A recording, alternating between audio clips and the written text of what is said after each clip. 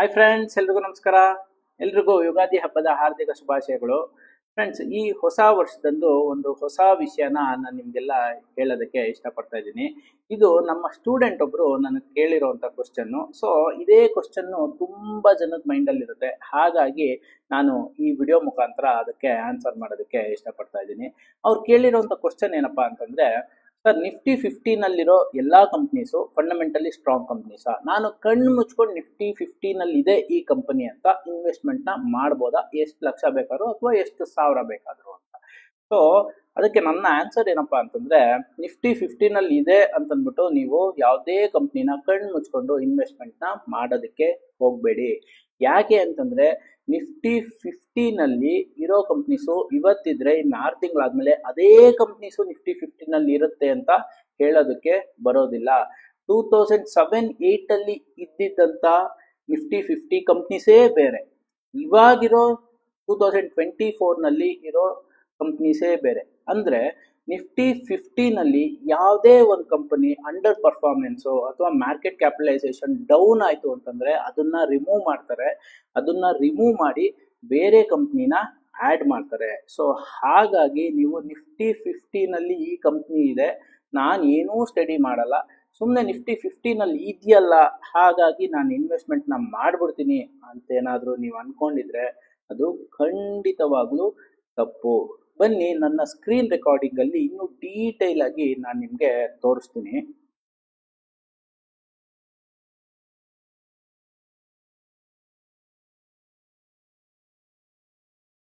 ನೋಡಿ, ಇದು ವಿಕಿಪೀಡಿಯಾದಲ್ಲಿ Nifty 50 Wikipedia ನಾನು ತೆಗೆದಿರೋಂಥ ಡೇಟಾ.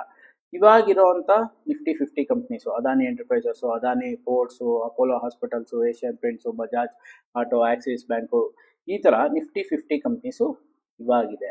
ಆದರೆ ನೋಡಿ, 2010ನಲ್ಲಿ ನಿಫ್ಟಿ 50 ಕಂಪ್ನೀಸ್ ಯಾವುದಿತ್ತು ಅಂತಂದರೆ, ಗ್ರಾಸಿಮ್ ಇಂಡಸ್ಟ್ರೀಸು 2010ನಲ್ಲಿತ್ತು.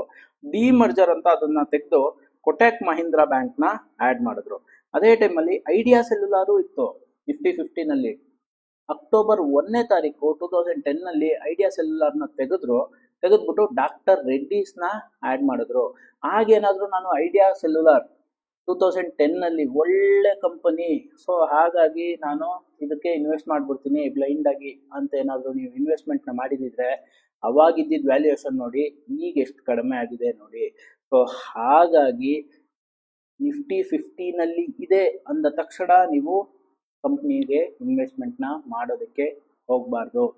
ಯೂನಿಟೆಕ್ ನೋಡಿ, 2010ನಲ್ಲಿ ಯೂನಿಟೆಕ್ನ ತೆಗೆದ್ರು, ಸೆಸಾಗೋವನ್ನ ಆ್ಯಡ್ ಮಾಡಿದ್ರು. ಅದಕ್ಕೂ ಏನು ರೀಸನ್ ಏನೋ, ಇನ್ಅಡೆಕ್ವೇಟ್ ಮಾರ್ಕೆಟ್ ಕ್ಯಾಪಿಟಲೈಸೇಷನ್. ನನ್ನ ಪ್ರಕಾರ ನಾರ್ಮಲ್ ಸಿಂಪಲ್ ಲ್ಯಾಂಗ್ವೇಜಲ್ಲಿ ಹೇಳಬೇಕು ಅಂತಂದರೆ, ಇನ್ಅಡೆಕ್ವೇಟ್ ಮಾರ್ಕೆಟ್ ಕ್ಯಾಪಿಟಲೈಸೇಷನ್ ಅಲ್ಲ ಇದೇನು ಅಂತಂದರೆ ಅಂಡರ್ ಪರ್ಫಾರ್ಮೆನ್ಸು. ಇದರಿಂದ ನಿಫ್ಟಿ ಮೇಲಕ್ಕೆ ಹೋಗೋಕೆ ಬಿಡ್ತಾ ಇರಲ್ಲ, ಇದರಿಂದ ನಿಫ್ಟಿ ಡ್ರ್ಯಾಗ್ ಆಗ್ತಾ ಇರುತ್ತೆ, ಕೆಳಗಡೆ ಬರ್ತಾ ಇರುತ್ತೆ. ಅದಕ್ಕೆ ಎಕ್ಸ್ಚೇಂಜ್ ಅವ್ರು ಏನು ಮಾಡ್ತಾರೆ, 6 ಮಂತ್ಸ್ ಒನ್ಸು ರಿವ್ಯೂ ಮಾಡ್ತಾರೆ. ಯಾವ ಸ್ಟಾಕ್ ಅಂಡರ್ ಪರ್ಫಾರ್ಮೆನ್ಸ್ ಮಾಡ್ತಾ ಇದೆ ಅದನ್ನ ನಿಫ್ಟಿ 50ಇಂದ ತೆಗಿತಾರೆ. ಯಾವ ಸ್ಟಾಕು ಮುಂದಕ್ಕೆ ಚೆನ್ನಾಗಿರುತ್ತೆ ಅಂತ ಅನ್ಸುತ್ತೆ ಅದನ್ನ ಆ್ಯಡ್ ಮಾಡ್ತಾರೆ. ಹಾಗಾಗಿ ನಾವು ಇದು ಏನು ಇನ್ಅಡೆಕ್ವೇಟ್ ಮಾರ್ಕೆಟ್ ಕ್ಯಾಪಿಟಲೈಸೇಷನ್ ಏನು ತಲೆ ಕೆಡಿಸ್ಕೊಳ್ಳೋದು ಬೇಕಾಗಿಲ್ಲ. ಅದೇನಾದ್ರು ಅಂಡರ್ ಪರ್ಫಾರ್ಮೆನ್ಸ್ ಅಲ್ಲಿ ಇತ್ತು ಅಂದರೆ ಅದನ್ನ ತೆಗಿತಾರೆ. ನಮಗೆ ಯಾವುದು ನೆಕ್ಸ್ಟ್ ಪರ್ಫಾರ್ಮೆನ್ಸ್ ಚೆನ್ನಾಗಾಗ್ಬೋದೋ ಅದನ್ನ ಆ್ಯಡ್ ಮಾಡ್ತಾರೆ. ಹಾಗಾಗಿ ನಮ್ಮ ಮೈಂಡಲ್ಲಿ ಇಟ್ಕೊಬೇಕಾಗಿರೋದು ಒಂದೇ, ನಿಫ್ಟಿ 50ನಲ್ಲಿ ಇದೆ ಈ ಕಂಪನಿ, ಹಾಗಾಗಿ ಇದು ಫಂಡಮೆಂಟಲ್ ಸ್ಟ್ರಾಂಗು, ಬೀಳೋದೇ ಇಲ್ಲ ಅಂತ ನೀವು ಇನ್ವೆಸ್ಟ್ಮೆಂಟ್ನ ಮಾಡೋದಕ್ಕೆ ಹೋಗಬಾರ್ದು. ಈಗ ರೀಸೆಂಟಾಗಿ 15-20 ದಿನದ ಮುಂಚೆ UPLನ ತೆಗೆದ್ರು. UPLನ ತೆಗೆದು ಶ್ರೀರಾಮ್ ಫೈನಾನ್ಸ್ನ ಆ್ಯಡ್ ಮಾಡಿದ್ದಾರೆ. UPLನ ಯಾಕೆ ತೆಗೆದ್ರು ಬೇಕಾದ್ರೆ ನೋಡಿ, ಲಾಸ್ಟ್ 6 ಮಂತ್ಸ್ ಟು 1 ಇಯರ್ ಇಂದ ಇದು ಪ್ರೈಸಸ್ಸು ಮೂವ್ ಆಗ್ತಾ ಇಲ್ಲ, ಮೇಲಕ್ಕೆ ಹೋಗ್ತಾ ಇಲ್ಲ, ಅಂಡರ್ ಪರ್ಫಾರ್ಮೆನ್ಸ್ ಮಾಡ್ತಾ ಇದೆ. ಇದರಿಂದ ನಿಫ್ಟಿ 50ಯ ಪರ್ಫಾರ್ಮೆನ್ಸು ಕಡಿಮೆ ಆಗ್ತಾ ಇರುತ್ತೆ. ಸೊ ಹಾಗಾಗಿ ಇದು ಕೆಳಗಡೆ ಡ್ರ್ಯಾಗ್ ಮಾಡ್ತಾ ಇರುತ್ತೆ.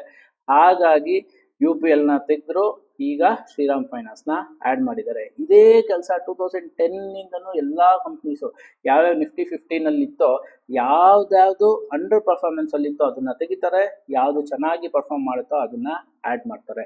ಸೊ ಹಾಗಾಗಿ ನೋಡಿ, ರಿಲಯನ್ಸ್ ಕ್ಯಾಪಿಟಲ್ಲು ಆವಾಗ 2011ನಲ್ಲಿ ಇತ್ತು, 11ಗೂ ಮೊದಲು ಅಕ್ಟೋಬರ್ 10, 2011 ತೆಗೆದ್ರು, ಕೋಲ್ ಇಂಡಿಯಾನ ಆ್ಯಡ್ ಮಾಡಿದ್ರು. ರಿಲಯನ್ಸ್ ಕಮ್ಯುನಿಕೇಷನ್ ಏನಾಯಿತು ಎಲ್ಲರಿಗೂ ಗೊತ್ತಿದೆ, 500-600 ರೂಪಾಯಿ ಇತ್ತು, ಈಗ ಕಂಪನಿನೇ ಆಲ್ಮೋಸ್ಟ್ ನೆಗೆಟಿವ್ ಇದರಲ್ಲಿದೆ. ರಿಲಯನ್ಸ್ ಪವರು 2012 ಅಲ್ಲಿ ತೆಗೆದ್ರು.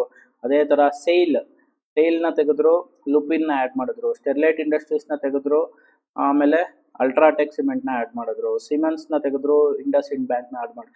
ಸೊ ಹಾಗಾಗಿ ನಾನು ಈ ವಿಡಿಯೋದಲ್ಲಿ ಏನನ್ನ ಹೇಳ್ತಾ ಇದ್ದೀನಿ ಅಂತಂದರೆ, ಕಣ್ಣು ಮುಚ್ಕೊಂಡು ನೀವೇನಾದರೂ ನಿಫ್ಟಿ 50ನಲ್ಲಿದೆ ನಾನು ಇನ್ವೆಸ್ಟ್ಮೆಂಟ್ನ ಮಾಡಿಬಿಡ್ತೀನಿ ಅಂತ ಏನಾದರೂ ಇನ್ವೆಸ್ಟ್ಮೆಂಟ್ನ ಮಾಡಿದ್ರೆ, ಆ ಕಂಪ್ನಿ ಏನಾದ್ರು ನಿಫ್ಟಿ 50ಇಂದ ತೆಗೆದ್ರೆ ನಿಮ್ಮ ಇನ್ವೆಸ್ಟ್ಮೆಂಟ್ ಕತೆ ಏನಾಗಬೇಕು? ಸೊ ಅದನ್ನ ಯೋಚನೆ ಮಾಡಿ. ಸೊ ಹಾಗಾಗಿ ಬ್ಲೈಂಡ್ ಆಗಿ ನೀವೇನಾದ್ರೂ ಇನ್ವೆಸ್ಟ್ಮೆಂಟ್ ನ ಮಾಡ್ತೀನಿ ಅಂದ್ರೆ ನಾನು ಏನೂ ನೋಡಲ್ಲ, ಟೆಕ್ನಿಕಲ್ಸ್ ಚೆಕ್ ಮಾಡಲ್ಲ, ಅಥವಾ ಫಂಡಮೆಂಟಲಿ ನಾನು ಗುಡ್ ಕಂಪನಿನ ಆ ಥರ ನೋಡಲ್ಲ, ನಾನು ಸುಮ್ಮನೆ ಮಾರ್ಕೆಟಲ್ಲಿ ಇನ್ವೆಸ್ಟ್ಮೆಂಟ್ ನ ಮಾಡ್ತೀನಿ ಅನ್ನೋ ಥರ ಇದ್ರೆ ನಿಫ್ಟಿ 50 ಸ್ಟಾಕ್ಸ್ಗೆ ಇನ್ವೆಸ್ಟ್ಮೆಂಟ್ ನ ಮಾಡೋ ಬದಲು ನಿಫ್ಟಿ ಬೀಸ್ಗೆ ನೀವು ಇನ್ವೆಸ್ಟ್ಮೆಂಟ್ ನ ಮಾಡ್ಬೋದು. ನಿಫ್ಟಿ ಬೀಸ್ ಅಂತಂದ್ರೆ ಇದು directly proportionate to the Nifty 50. Nifty 50ನಲ್ಲಿ ಯಾವುದೇ ಸ್ಟಾಕ್ ತೆಗೀಲಿ ಇಲ್ಲ ಯಾವುದೇ ಸ್ಟಾಕ್ ಆಡ್ ಮಾಡಲಿ, ಆ ಸ್ಟಾಕ್ಗೆ ಇನ್ವೆಸ್ಟ್ಮೆಂಟ್ ಮಾಡೋದಕ್ಕಿಂತ ನೀವು ನಿಫ್ಟಿ ಬೀಸ್ಗೆ ಇನ್ವೆಸ್ಟ್ಮೆಂಟ್ ನ ಮಾಡಿದ್ರೆ directly you are investing in Nifty ಅಂತ. ಹಾಗಾಗಿ ನಿಫ್ಟಿ 50ನಲ್ಲಿರೋ ಸ್ಟಾಕ್ಗೆ ಬ್ಲೈಂಡ್ ಆಗಿ ದಯವಿಟ್ಟು ಇನ್ವೆಸ್ಟ್ಮೆಂಟ್ ನ ಮಾಡಕ್ ಹೋಗ್ಬೇಡಿ. ಸೊ ಈಗ ನೋಡಿ, ಈ ತರ ತುಂಬಾ ಎಕ್ಸಾಂಪಲ್ಸ್ ಇದೆ. ರ್ಯಾನ್ಬ್ಯಾಕ್ಸಿ ಲ್ಯಾಬ್ರೋಟರೀಸ್ 2014 ತೆಗೆದ್ರು, ಅಲ್ಲಿವರೆಗೂ ರ್ಯಾನ್ಬ್ಯಾಕ್ಸಿ ಇತ್ತು. ಅದಾದ್ಮೇಲೆ ತೆಗ್ದಿದ್ದಾದ್ಮೇಲೆ ಅದನ್ನ ಯುನೈಟೆಡ್ ಸ್ಪಿರಿಟ್ಸ್ ನ ಆಡ್ ಮಾಡಿದ್ರು. ಸೊ ಇದೇ ತರ DLF ನ ತೆಗೆದ್ರು. DLF 2015 ತೆಗೆದು ಐಡಿಯಾ ಸೆಲ್ಯುಲಾರ್ ಹಾಕಿದ್ರು. ಮತ್ತೆ ಯಾಕೆಂದ್ರೆ ಅದು ಮತ್ತೆ ಪ್ರೈಸಸ್ ಮೇಲೆ ಬಂದಿರುತ್ತೆ, ಆ ಟೈಮಲ್ಲಿ ಐಡಿಯಾ ಸೆಲ್ಯುಲಾರ್ ಹಾಕಿರ್ತಾರೆ. ಎಸ್ ಬ್ಯಾಂಕ್ ನಿಮ್ಗೆಲ್ಲ ಗೊತ್ತು, ಎಸ್ ಬ್ಯಾಂಕ್ ಕತೆ ಏನಾಗಿದೆ ಅಂತ. ಎಸ್ ಬ್ಯಾಂಕ್ ನ ಆಡ್ ಮಾಡಿದ್ದು 2015 ಆದ್ರೆ ಎಸ್ ಬ್ಯಾಂಕ್ ನ ರಿಮೂವ್ ಮಾಡಿದ್ದು ನೋಡಿ 2020 2020 ಎಸ್ ಬ್ಯಾಂಕ್ ನ ರಿಮೂವ್ ಮಾಡಿ ಶ್ರೀರಾಮ್ ಸಿಮೆಂಟ್ ನ ಆಡ್ ಮಾಡಿದ್ರು. ಸೊ 2015 ನಿಫ್ಟಿ 50 ಸ್ಟಾಕ್ಸ್ ಅಂತ ನಾನೇನಾದ್ರೂ ಎಸ್ ಬ್ಯಾಂಕ್ಗೆ ಇನ್ವೆಸ್ಟ್ಮೆಂಟ್ ನ ಮಾಡಿದ್ರೆ 2020 ಅಷ್ಟೊತ್ತಿಗೆ ಅದು ನಿಫ್ಟಿ 50 ಸ್ಟಾಕೇ ಆಗಿರಲ್ಲ. ನಿಮ್ಮ ಬೇಸ್ ಅಂದ್ರೆ ನೀವು ಏನ್ ಅನ್ಕೊಂಡು ಇನ್ವೆಸ್ಟ್ ಮಾಡಿರ್ತೀರಾ, ಇದು ನಿಫ್ಟಿ 50 ಸ್ಟಾಕು ಸೂಪರ್ ಆಗಿದೆ ಅನ್ಕೊಂಡು ಇನ್ವೆಸ್ಟ್ ಮಾಡಿರ್ತೀರಾ, ಅದೇ 5 ವರ್ಷ ಆದ್ಮೇಲೆ ಅದು ನಿಫ್ಟಿ 50ನಲ್ಲೇ ಇಲ್ಲ ಅಂತಂದ್ರೆ ವೇಸ್ಟ್ ಆಗ್ಬಿಡುತ್ತೆ. ಸೊ ಹಾಗಾಗಿ ನೀವು ಬ್ಲೈಂಡ್ ಆಗಿ ಇನ್ವೆಸ್ಟ್ಮೆಂಟ್ ನ ಮಾಡಕ್ ಹೋಗ್ಬೇಡಿ. ಯಾಕೆ ನಾನು ಇದನ್ನ ಹೇಳ್ತಾ ಇದ್ದೀನಿ ಅಂತಂದ್ರೆ, ಈಗಲೂ ಮಾರ್ಕೆಟ್ ಅಲ್ಲಿ ತುಂಬಾ ಜನ ಗೈಡ್ ಮಾಡ್ತಾ ಇದಾರೆ, ನಿಫ್ಟಿ 50 ಕಂಪ್ನೀಸ್ಗೆ ಆರಾಮಾಗಿ ಇನ್ವೆಸ್ಟ್ಮೆಂಟ್ ಮಾಡಿದ್ರೆ ನೀವು ಹೆಂಗಿದ್ರು ಎಕ್ಸ್ಚೇಂಜ್ ಅವರೇ ಇದನ್ನ ಟಾಪ್ 50 ಕಂಪನಿ ಅಂತ ಸೆಲೆಕ್ಟ್ ಮಾಡಿರ್ತಾರೆ. ಸೊ ಹಾಗಾಗಿ ನೀವು ಕಣ್ಣು ಮುಚ್ಕೊಂಡು ಇನ್ವೆಸ್ಟ್ಮೆಂಟ್ ನ ಮಾಡ್ಬೋದು ಅಂತ. ಸೊ ಇದು ತಪ್ಪು. ಸೊ ಫ್ರೆಂಡ್ಸ್, ಈ ವಿಡಿಯೋದಲ್ಲಿ ನಾನು ನಿಮಗೆ ನಿಫ್ಟಿ 50 ಕಂಪ್ನೀಸ್ಗೆ ಯಾಕೆ ಡೈರೆಕ್ಟ್ ಆಗಿ ನೀವು ಇನ್ವೆಸ್ಟ್ಮೆಂಟ್ ನ ಮಾಡಬಾರ್ದು ಅಂತ ತೋರಿಸ್ಕೊಟ್ಟಿದ್ದೀನಿ. ಅದೇ ನೀವು ಬ್ಲೈಂಡ್ ಆಗಿ ಅಂದ್ರೆ ನನಗೆ ಏನೂ ಗೊತ್ತಿಲ್ಲ, ನಾನು ಟೆಕ್ನಿಕಲ್ಸ್ ನೋಡಲ್ಲ, ಫಂಡಮೆಂಟಲ್ಸ್ ಚೆಕ್ ಮಾಡಲ್ಲ, ಸೊ ನಾನು ಸುಮ್ಮನೆ ಇನ್ವೆಸ್ಟ್ಮೆಂಟ್ ನ ಮಾಡ್ತೀನಿ ಅಂದ್ರೆ ನಿಫ್ಟಿ ಬೀಸ್ಗೆ ಇನ್ವೆಸ್ಟ್ಮೆಂಟ್ ನ ಮಾಡ್ಬೋದು. ಇಲ್ಲ ಅಂತಂದ್ರೆ Nifty 50 index funds, mutual funds index fund ಅಂತ ಬರುತ್ತೆ, ನಿಫ್ಟಿ 50 ಇಂಡೆಕ್ಸ್ ಫಂಡ್, ಅದಕ್ಕೆ ನೀವು ಬ್ಲೈಂಡ್ ಆಗಿ ಇನ್ವೆಸ್ಟ್ಮೆಂಟ್ ನ ಮಾಡ್ಬೋದು. ಸೊ ನಿಫ್ಟಿ 50 ಫಂಡ್ಸು ಅಥವಾ ನಿಫ್ಟಿ 50 ಬೀಸ್ಗೆ ಯಾಕೆ ನೀವು ಇನ್ವೆಸ್ಟ್ಮೆಂಟ್ ನ ಮಾಡ್ಬೋದು ಅಂತ ನಾನು ನೆಕ್ಸ್ಟ್ ವಿಡಿಯೋದಲ್ಲಿ ತೋರಿಸ್ಕೊಡ್ತೀನಿ. ಅಲ್ಲಿವರೆಗೂ ನಮಸ್ಕಾರ. ನನ್ನ ಈ ವಿಡಿಯೋ ನಿಮ್ಗೆಲ್ಲ ಇಷ್ಟ ಆಗಿದೆ ಮತ್ತೆ ಇಲ್ಲಿ ಒಂದು ಇನ್ಫಾರ್ಮೇಶನ್ ಸಿಗ್ತಾ ಇದೆ ಅಂತ ಅನ್ಸಿದ್ರೆ ನಿಮ್ಮ ಫ್ಯಾಮಿಲಿ ಮತ್ತೆ ಫ್ರೆಂಡ್ಸ್ ಗ್ರೂಪಲ್ಲಿ ನನ್ನ ಈ ವಿಡಿಯೋನ ಶೇರ್ ಮಾಡಿ ಮತ್ತೆ ಲೈಕ್ ಮಾಡಿ ಮತ್ತೆ ನನ್ನ ಚಾನೆಲ್ಗೆ ಸಬ್ಸ್ಕ್ರೈಬ್ ಆಗಿ ಅಂತ ಹೇಳ್ತಾ ನನ್ನ ಈ ವಿಡಿಯೋನ ಥ್ಯಾಂಕ್ ಯು ಫ್ರೆಂಡ್ಸ್.